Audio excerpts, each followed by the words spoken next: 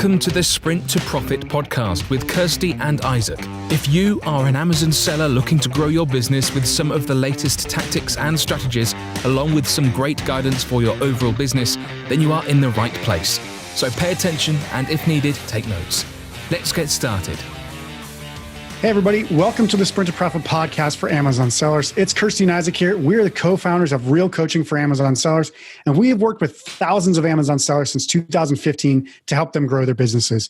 And one of the biggest concerns we have seen from Amazon sellers over that time is a concern and lack of understanding when it comes to Amazon sponsored ads. Yeah, right. So I think this is the number one thing that people, when we talk to them and say, hey, how's it going in your Amazon business? They're like, my ACOS is out of control. It's eating all my profit. It's eating all my money. And we're like, wow, how can one little thing be the worst thing ever, right? So that's what we wanted to do, is kind of demystify a little bit what that actually means. So we've got like the top 5 reasons essentially that your ACOS, or you believe that your ACOS is out of control, and what you can do to fix it, right? So this means we're going to be talking about things that you can control instead of just assuming that Amazon, is out to get you, or that you can't keep your ads in a good position, or just PPC doesn't work, right? So let's jump into the first main reason that your ACOS is out of control. So the first main topic we're going to discuss is making sure that your listing is converting higher than 15 to 20% unit sessions percentage, right? So when you go in the back end of your into Seller Central, when you look at your metrics, so it's in the seller dashboard, you want to hit the business reports, and you see all that data, right? All those different columns with the sales in it, etc. So what you want to look at is the unit session percentage column. And that's essentially your conversion rate. So how many people landed on your listing and bought your product? So we like to aim for at least 20%. Now that seems quite high to a lot of people, but we know that Amazon is really trusted. So we know that once we get things right on that listing, that you can easily attain that and above that. And the more conversion rate that you have, then obviously the more sales that you're going to get and the less traffic that you're going to have to send. So the problem is, if you don't have a high converting listing, guess what? If you drive a load of traffic to it, i.e. on Amazon PPC, if they're not going to buy it organically, then guess what? They're not going to buy it if you send traffic to it either. It's still not relevant. So you haven't fixed the root cause of the problem. So you can't be profitable on any traffic really without a good converting listing. The great thing on Amazon is that, say, versus selling on your website, I mean, we know that a great converting page on your website or product on your website is 3%, right? Mm-hmm. And what we're talking about here on Amazon is like at least 20%. So, when people are, kind of thinking, should I send all this other traffic off of Amazon to a website? Don't do that, right? Your PPC is nowhere near as bad as it might seem versus sending Facebook traffic or Google ads or YouTube ads or all this other stuff, right?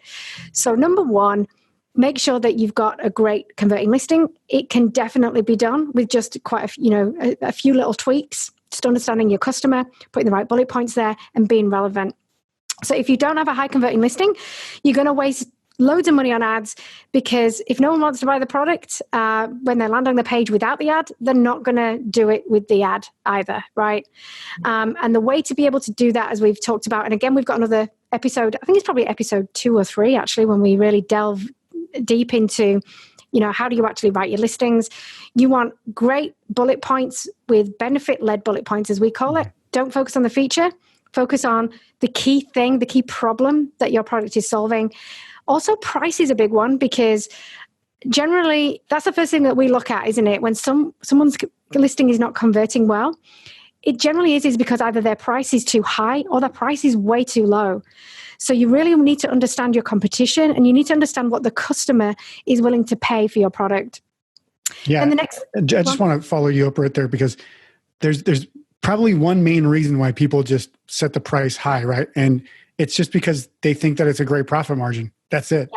Yeah. There's no data behind whether they should price it at that point or not. And there's nothing on Amazon saying that a customer will buy regularly from you at that price point either, right? So it's just like, let me throw this big number out here and see if people buy it. And when like 3 or 4 people buy it, they're like, that's it. 3 people bought it. It's good enough. And then they keep rolling with that price. Yeah, exactly. And if you look at any product out there in the market, just think of a product that or a brand that that you love.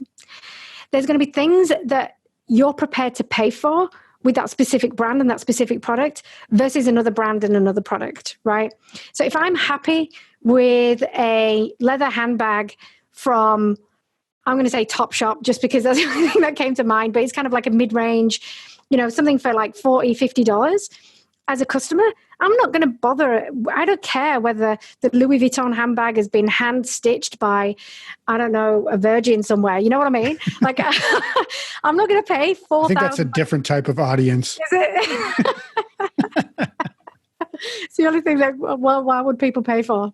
I don't know. Anyway, but yeah, the fact that it's been lovingly handcrafted by, a handcraftsman or woman. I don't care about that stuff. I just care about the fact that it's going to look good and it's going to, it's going to last me for a season. I'm not too bothered if it's going to last me forever. So you've got to really understand the customer and then understand what they're prepared to pay for what you're offering. Generally on Amazon as well, if you look at like the number one reason why people shop on Amazon, I saw a stat the other day. I think it was something like 85% of people look at price on Amazon. Mm-hmm. Doesn't mean to say you have to be dirt cheap. It means that they're looking for something of great value. They're not looking for this high end type of product. So just bear that in mind. And what we always say is you've got to look at the competition and the sea that you're playing in. If you look completely out of place within the competition, then you're not going to get that conversion rate. You're not going to get the click, and you're definitely not going to get the conversion rate. Yeah, and I think it's good to mention the fact that they're looking for a good value product, because it's one thing to be on your own website. You can price it whatever you want because people are not going to see other competitors right then and there, right? So once you land on an Amazon search result page, you're going to see 15 to 50 more sellers right there on the page, including ads. And they're all going to be priced at a probably more reasonable price than you if you're selling high. Amazon's not known for being great for luxury items just for that fact, because people look to shop around. They look for the best value. They don't look for the highest priced, most classiest version of something. That's why they go to a high end, they call it high street type fashion, right? So they go to those types of, big retailers or, boutique shops on, a specific Rodeo Drive or something in a fancy part of the town. They don't go on Amazon to buy that stuff because they also want to try it on. When you're spending $600 for a handbag, you're going to want to hold that in your hand before you make that purchase, right? So that's why when you're on Amazon, you're looking for stuff that, it's a tenth the price, still great value, still has great functionality, still looks good, but it's not going to be the classy luxury items that your big brands can get away with because they have $10 billion in marketing a year or whatever. Yeah, exactly. I mean, that's the only time that, that you would be able to command that really luxury price point is if you've got all that backing it up, But generally what happens is, when we first start our Amazon business, it's a great place to start their business because you don't need all that stuff. So just understand where you're at, understand where the customer is at, and what we call it the shopper mindset, right? Because essentially you're building your brand, but you're also building it for the shopper in mind when you're actually on Amazon. Yep. So just think about those things. But yeah, getting back to the point of high ACOS, essentially, when your ACOS is really, really high, it basically means that people are not, they're landing, you're driving the traffic, they're landing on the listing, but they're clicking because they're going on the ad. So you're paying for that ad, but they don't want to buy when they get there. So you just have to be really cognizant of that as well. Yeah. Yeah, that's another great point. And one thing to keep in mind is, how does your ad actually look on all platforms, so desktop and mobile? So not only when they actually get there after they clicked, how does it look, but how does the ad look? Because that's part of your listing as well. So that would be the second thing I would say. Make sure that if you're looking for something that's causing your ACOS to be out of control, it's because your picture or your title or something about your ad that shows up is confusing. So they click on it confused, and then they go on there and they go, oh, that's not what I'm looking for. And then they click away. You've just paid $1.50 for that click just because you confused the customer. So the ad itself has to look good on both desktop and mobile. So does your image help you stand out and show what the product is? We actually have a member, she sells a particular baby product, and it shows the stroller with the product in the image, the main image. And so people are clicking on it thinking that for $30, they're getting a stroller when her product is the thing that's on the stroller, not the actual stroller. So a lot of her ads were being kind of, the ACOS was being driven up because people are thinking, oh, I'm going to buy a stroller for this price. That was not the case at all. And so I think, what do they call it? A pram or a buggy in England, something like that. So that's what we're talking about. So they're thinking, hey, I'm getting a great deal here. They click on it and go, oh no, it's just this thing that goes with it. And so, there's not only were people clicking on it, people were actually buying it and then returning it and getting mad and doing 1-star reviews because they were like, you're showing the whole stroller, your whole pram in there, and we don't get it. Like, you shouldn't show that. You should only show the product. But the problem is without the stroller, the product doesn't make a whole lot of sense, and you need that in the image. Yeah. So it has to be clear right up front. Yeah, just a quick lesson. I remember this back in my old marketing days, and there was we had like a face mask thing that you put on your eyes, right? And it was part of a promotion for a drink that we had, and the drink was purple. Now, if you're out there and you know Ribena, probably you're in the UK and Australia, whatever, you probably know that brand. But it was a cooling mask. It was an eye mask. We just sent it out as a promotional item, and out it went. It went through the approval process, and I remember somebody saying to me, do you think anybody's going to drink this thing? I think you need a sticker on it saying, do not drink. And I'm like, people are really not that stupid. Like, they know it's an eye mask. And he's like, yeah, but it's purple in there. They might think it is Ribena.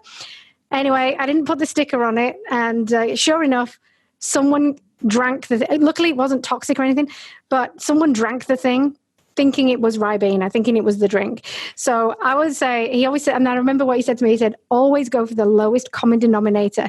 Not because you think you're not going to do it, but someone out there will do it, right? Yeah. So always think of that thing. It's like, no one's going to think that. No, they probably will. So I learned that the hard way. That was quite a lot of things that went out there. I think in Australia, if you just think of the most bogan person you know, that's probably going to be the person that you have to write the listing or create the images for. Yeah. So it's the same in every. So it's just because people don't have time. They're not looking at this thing in the same way that we are, right? They're just like, okay, that's great. Oh, that's the thing I want. Or that's of course I can drink it. It's Ribena, So, in our heads it doesn't make any sense. But if you put your mind in the mind of the shopper, that's what you have to do. Yeah. Yeah. Yeah. And so on top of the images, the other things you obviously want to make very clear, like your title, does it have a main keyword to tell exactly what it is? So, instead of stroller up front, you'd have to say like what the stroller accessory is up front. Otherwise it's going to be very confusing what that actually is, right? Does the title read well when it's truncated on different devices? So, on ads, especially on desktop, it gets truncated. But then when you look at it on a mobile device, it's only got like 4 or 5 words there. And you have to be very succinct about what that is, because if you need something else in the image to tell what your product is, then you need that 3 or 4 or 5 words to be very descriptive to explain exactly what it is, to avoid confusion as well. So before sitting there complaining about your ACOS being out of control, look at your own listing first. It's like, check your own house before you blame somebody else for the disaster, right? It's cause and effect. The effect is your ACOS is high. The cause is not because you're spending money on ads and they're not, they don't work. The cause is actually your listing is jacked up and you don't know it because you're too arrogant, or you don't want to admit it to yourself that it's actually not doing you any favors, right? So use the data, relook at some of the stuff that you're actually looking at, and then understand I can improve my ACOS by improving my organic stats as well. Yeah. And I would say, approach this process like a testing process. So don't approach it that you launch a product, you spend a lot of money on ads like in the first week or even like the first 4 days, your ACOS is out of control and you shut everything off, right? Because you haven't got the data yet to understand if your listing is converting well or not. Mm-hmm. So you need that first couple of weeks, and you need to be able to, chill, right? Because otherwise, and put a budget in place, I'm prepared to spend this money because this money is actually positioned for the testing phase, not for the making money phase. So you have to think of approaching these things that way. We see it all the time. People set up a new campaign or launch a product. They want everything done in like 3 days, and they're worried that their ACOS is 200%. It's like, because number one, the algorithm hasn't caught up yet, but also number two, you haven't got any data, so you don't even know what to change. So make sure that you do that as well and get the right data points, like the conversion rate percentage. Yeah, that has me laughing in my head because it reminds me of, because we always talk about launch costs and planning for launch costs and understanding that the launch is basically positioned that way. You're going to spend that money. Do not stop spending that money. We actually created a tool a while back. We called it affectionately the sphincter releaser, because everybody during launch, they're like, well, I'm losing money. It's like, yeah, but you plan to lose the money. And they're like, oh yeah. We're like, just go look at your spreadsheet. You're planning to lose money now so you can make money in a couple of months and forever beyond that. And just having that tool there for them to look at, allowed them to relax a little bit. So we call it the sphincter releaser. Yeah. It's the, what is it? It's the physical and the emotional benefit. Yeah. I can just see below on the comments, people like, whoa, can I get a copy of that sphincter releaser? Yeah. You can buy it on Amazon for $9.99. No, I'm joking. Yeah. Okay. So then the third main concept that you need to understand is that you should only be bidding on the relevant keywords, right? So this is something that we see this so many times. I've done it. When I first started, I definitely did it, was guilty of this, is stuffing a load of keywords that could potentially be related to your product somewhere, somehow. One of those is usually gift, right? One of them is Christmas or whatever, and sticking that into your campaigns and having lots and lots and lots and lots of keywords that you're trying to bid on with a budget of like $10. Now, the problem with that is that number one, you've got a lot of keywords in there that's not relevant. And so what's going to happen is that Amazon's going to spend all that time kind of making you visible for those things. Guess what? People are going to click on it and it's not the thing that they want to buy. So a bit like what Isaac was talking about earlier, having that stroller in there, just in terms of the title. In this instance, basically what's happening is that you've got keywords in there that your product is coming up for. And people might be just generally curious, what is this thing? And click on it and they don't want it, right? Because it's a very general thing that you're actually going for. So especially when you first launch, just get very good at understanding what are the key relevant keywords that people are actually going to type in that want to buy this product, right? If you want to really control your ACOS, just get good at understanding what those things are and start there. And then you can start to broaden out from there, because guess what? There might be other keywords that you haven't thought of, but you want to essentially start with those really highly relevant keywords in your campaigns. And that's going to really help control that ACOS. Irrelevant keywords usually burn a lot of money. Even those higher level keywords. So say, for instance, you might have something in the survival space and it's a specific thing, but then, you could go survival products, right? That's a very high level keyword. You might get some sales on that, but you're not going to, that's not where the majority of your sales are going to come from. And actually, again, it's probably someone just browsing around there to just see what kind of products are there. So again, you're going to waste a load of money. You might get another sale later, maybe, 2 months time. But really, if you don't have that spare cash, just don't bother doing that stuff.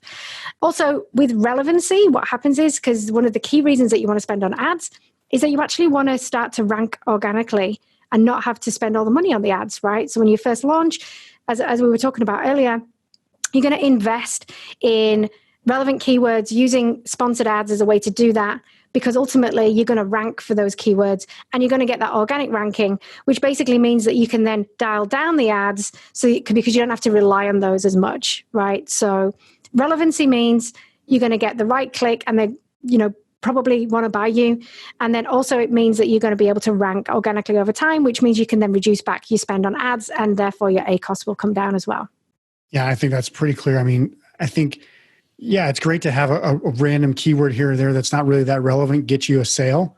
But think about it over time. Like, wouldn't you rather invest the money into the ones that get you organic ranking where you're going to get repeat buyers without you having to spend for them?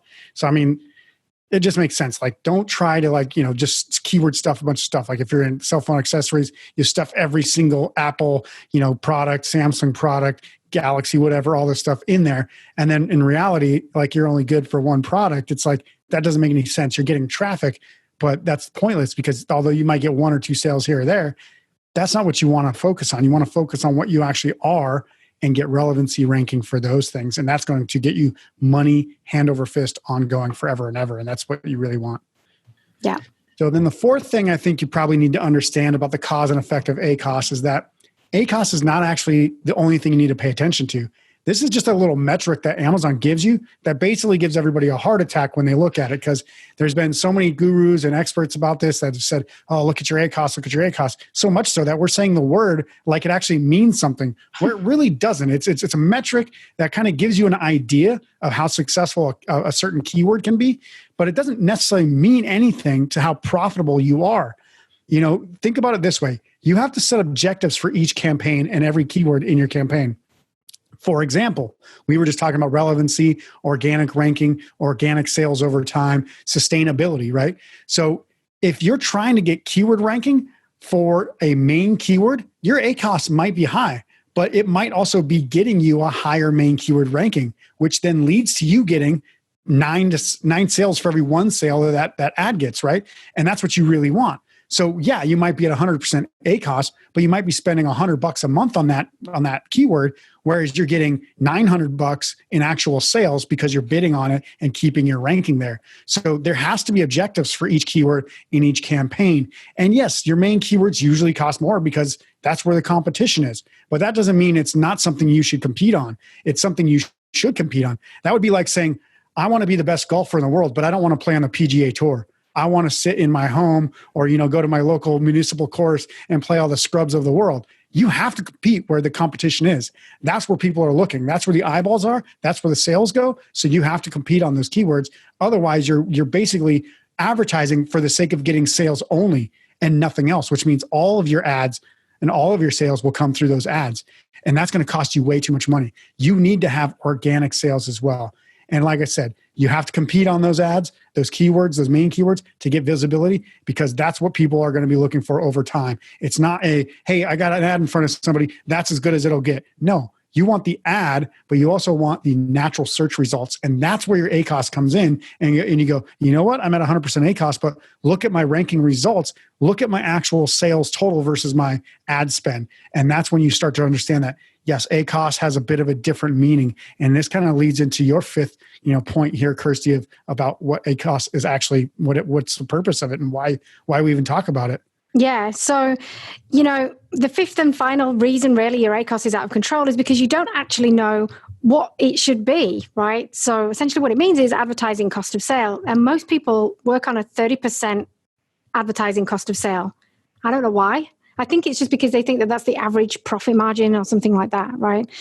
So what you really need to do is know how much money that you're actually spending on ads versus the actual revenue that you're making, right? So what we like to think about is what is the total cost of your ad spend in the total universe of your business, right? We were talking about this on a previous podcast around bookkeeping and stuff like that. So essentially, what we like to, you want to go granular when you're launching a product, as Isaac said, because you want to launch quick, you want to launch fast. You want to have those relevant keywords, and you want to be able to get visibility quickly. Sponsored ads is the best tool to be able to get that visibility on Amazon with those relevant keywords, right?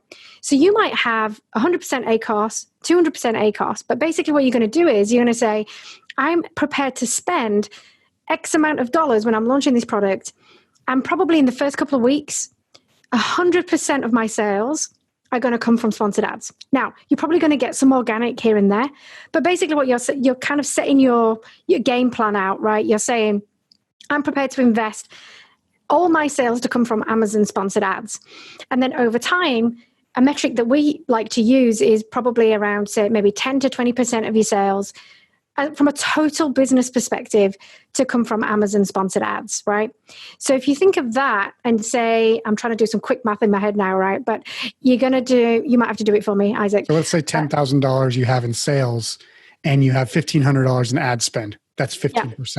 Yeah, exactly right. So what you're doing is you're looking at that 1,500 and going, oh my God, I'm spending $1,500 on ads every month. But basically, you need to see that in the context of the total business. You're even going a further level down than that, and you're going, this one product here has got 200% ACOS. Now, that is probably quite high, but if you're in the launch phase, it doesn't matter, right? If you're in the sustain phase, then it might be a little bit high, but there might be reasons why it's so high because you want to defend that position. But overall, your total business, the ad spend that you're spending is actually okay in the total perspective of what your business is. But as a good rule of thumb, we would say, and this is kind of, what I call FMCG, so fast moving consumer goods, which is what we are in. Those types of businesses are running on like 10 to 20% of their sales coming from ads, right? Regardless of what the ad is. Could be TV ads, could be, Google ads, whatever. That's the kind of metric to start to think about. And At certain times, your products are going to have a higher, so, they're going to have 100% coming from ads, but then over time, it's going to go back down to that 10 to 20%. If you work on those top line metrics, you're not going to care about ACOS whatsoever, because you're going to be very clear about how much money the total business is making. And you're going to be very clear about the objective behind the spend that you're actually putting into each product on the product life cycle, i.e. launching, maintaining, maybe relaunching because you've gone out of stock, right? So just get very clear about your objectives within the business and get very clear about the total perspective of the numbers within the business. And your ACOS fears will go away. Or if your ACOS is high, it's like a quick indicator to say, maybe I need to have a look at this campaign because it might not be as relevant as I want it to be. Exactly. It's basically just telling you need to optimize it. It's not telling you that your business is losing money necessarily. I actually remember sitting down at a workshop we had about 2 years ago in New York with one of our members. And she was flat out, she said, I'm losing all my money to ads. I said, okay, well, let's look at that. Look at your past month sales. So you had maybe 13,000, let's say.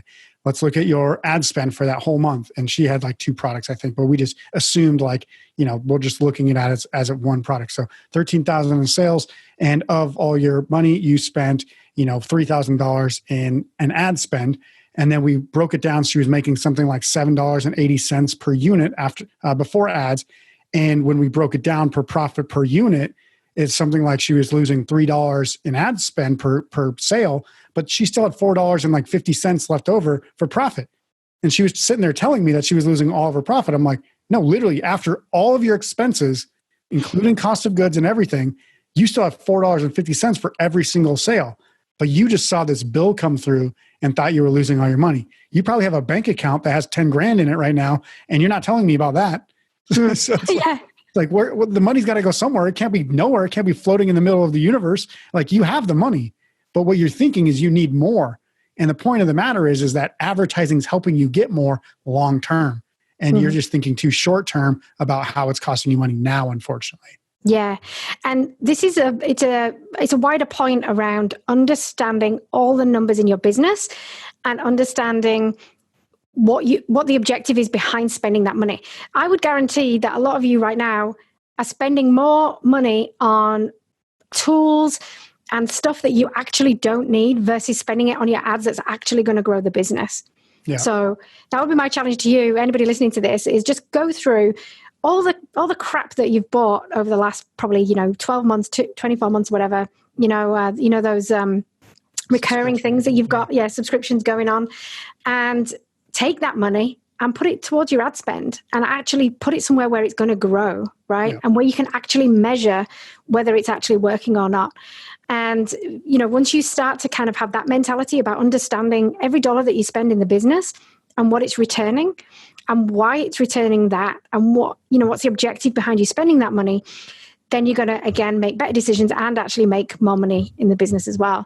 So, it's an interesting exercise because we see things in silos. We just see money going out, but we don't understand what role it's playing within the business. And so, therefore, you just want to take it away, right? Because you feel like you're not getting that money back. You just see, like you said, you're just seeing the credit card statement coming through every month and going, I'm spending too much on ads. Exactly. Yeah. When I look at that credit card statement, I go, oh, sweet, more frequent flyer miles. Yeah, exactly. And, me recently, I've got some awesome campaigns at the moment. And so I'm spending more. I'm like, great. And, this campaign, like you said, it's going through the numbers and understanding how much profit you make once you've spent the money on ads. And if you're making $4.50, I'm like, spend more money. Yep. Spend more money because I know I'm going to get more profit over time, right? Yep.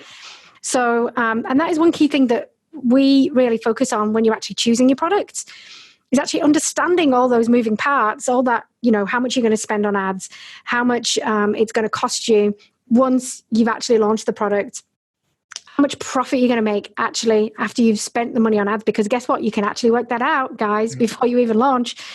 If you know that before you even launch the product, again, it's another sphincter releaser, right? Because you're just like, happy days. Yeah, I'm gonna spend this money because once I get to this point, I'm going to be in profit and I'm going to spend more money to be able to get more sales. Yeah. And I guess it'd be good for us to kind of shout out. If you think your listings are looking bad, we have actually had Rebecca Scanlon on from the Conversion Cure talking about exactly how to increase your conversion and how to build your listings better.